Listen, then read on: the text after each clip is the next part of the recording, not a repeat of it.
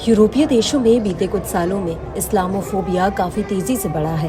हालांकि इजराइल के Gaza operation के बाद से इसको नई धार मिली, तो वहीं इसकी रफ्तार भी कई गुना बढ़ी है। बता दें कि इस्लामोफोबिया दो शब्दों यानी इस्लाम और फोबिया से मिलकर बना है। इसका मतलब होता है इस्लाम का डर।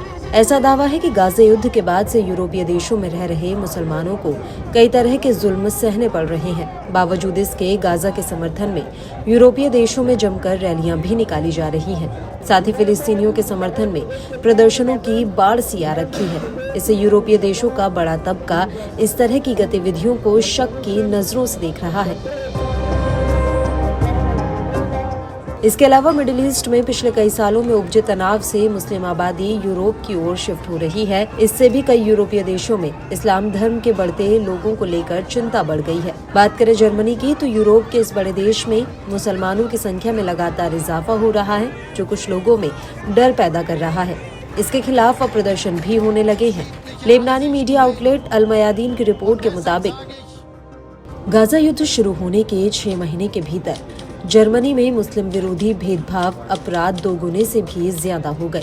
जर्मन पुलिस ने देश में मुसलमानों और मस्जिदों के खिलाफ 630 मामले दर्ज किए हैं। जर्मन सरकार की ओर से जारी आंकड़ों की माने तो साल 2022 में कुल 610 हमले हुए। जर्मनी में मुस्लिम विरोधी हिंसा का कहर बीते साल 2024 में भी जारी रहा। पिछले साल सितंबर के आखिर तक देश में 469 इस्लामोफोबिक हमले हुए, जिनमें से ज्यादातर महिलाओं और धार्मिक संस्थानों के खिलाफ थे। यूरोपीय इस्लामोफोबिया रिपोर्ट की माने तो गाजा युद्ध ने इस्लामोफोबिक बयानबाजी को बढ़ा दिया है।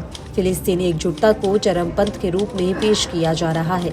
इसके चलते जर्मनी, फ्रांस और डेनमार्क जैसे देशों में विरोध प्रदर्शनों पर प्रतिबंध लगा दिया गया। खास बात है कि रिपोर्ट ने जर्मनी को इस लिस्ट में पहले स्थान पर रखा गया है।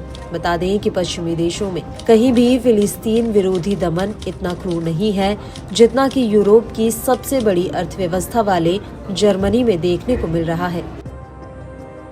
बता दें कि पिछले साल जर्मन सरकार ने दुनिया में बढ़ रहे कट्टर इस्लाम के खतरे को देखते हुए हैम्बर्ग के इस्लामिक सेंटर को बंद किया था। साथ ही सेंटर की संपत्ति भी जब्त कर ली गई थी। सरकार के इस फैसले से जर्मनी में 4 शिया मस्जिदों पर ताला लटक गया था। ब्लू मस्जिद के नाम से मशहूर इमाम अली मस्जिद जर्मनी की सबसे पुरानी मस्जिदों में से एक बताई जाती है। मालूम हो कि बीते साल सितंबर महीने में जर्मनी ने अपने सभी बॉर्डर्स पर अस्थायी नियंत्रण लागू करना शुरू किया था। जर्मनी के गृह मंत्री ने बताया था कि इससे न सिर्फ बड़ी संख्या में हो रहे प्रवास को रोका जाएगा, बल्कि इस्लामी आतंकवाद और गंभीर अपराध पर भी रोक लग पाएगी। ये फैसला पश्चिमी जर्मनी की सोलिंगन में घातक चाकू के हमले के बाद हुआ था, जिसमें 3 लोग मारे गए थे। हमलावर एक सीरियाई शरणार्थी बताया गया था, जिसे जर्मनी की नागरिकता देने से इनकार किया गया था।